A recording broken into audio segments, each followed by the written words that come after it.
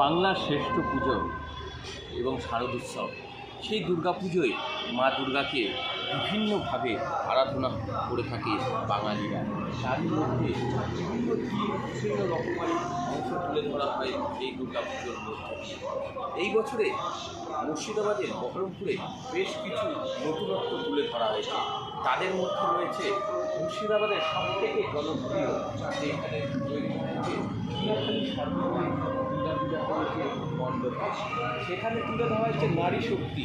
যেমন আমরা অপারেশন সিঁদুরের সময় দেখেছিলাম ভূমিকা সিং এবং সোফিয়া কুরেশিদের মতো উইং কমান্ডার, এছাড়াও ভারতীয় জওয়ান বিভিন্ন জায়গায় তারা যে কাজ করেছিলেন পাকিস্তানের সাথে লড়তে এবং যে যুদ্ধের জয় এনে দিয়েছিলেন সেই সব চিত্র তুলে ধরা হয়েছে।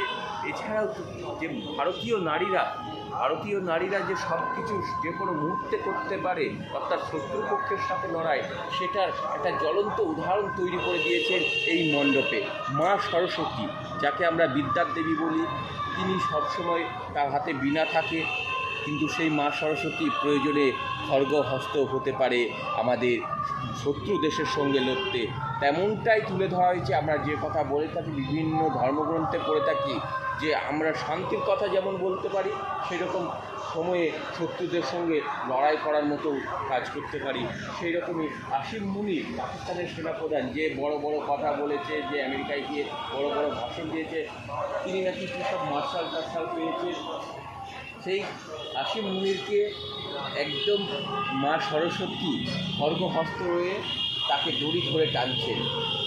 এছাড়া তাদের যে প্রধানমন্ত্রী শাহবাজ শরীফ, তিনি রয়েছেন মা দুর্গার পায়ের তলে। আমরা কাউকে প্রণাম করলে তাকে চরণতলে বলি, কিন্তু সে চরণে পাওয়ারও যোগ্য নয়, তিনি একদম পায়ের তলে কাটা মুন্ড অবস্থায়। মা দুর্গার যে শাড়ি, সেই শাড়ির মধ্যে শিল্পে ফুটিয়ে তোলা হয়েছে ভূমিকা সিং, সোফিয়া কুরেশি মতো উইং কমান্ডার, এছাড়াও ভারতীয় সেনাবাহিনীর সেই শৌর্য, ভারতীয় সেনাবাহিনীর সেই লড়াই, সেই বিভিন্ন যুদ্ধ বিমানের ছবি। এছাড়াও সেখানে একটু বিশারদ ছবিও রয়েছে, সেটি পেহেলগাঁও হামলার যে ঘটনা। পেহেলগাঁওয়ে যে হামলা ঘটনা ঘটেছিল, সেখানে সিঁদুর দেখে যে মারা হয়েছিল, সেখানে পড়ে থাকতে, মৃতদেহ পড়ে থেকে তার স্ত্রী কান্না করছিল, সেই ছবিও তুলে ধরা হয়েছে। এখানে মা লক্ষ্মীর কাছে রয়েছেন সেই রকমই ছবি, এবং সেখানে মা লক্ষ্মী সান্ত্বনা দিচ্ছেন।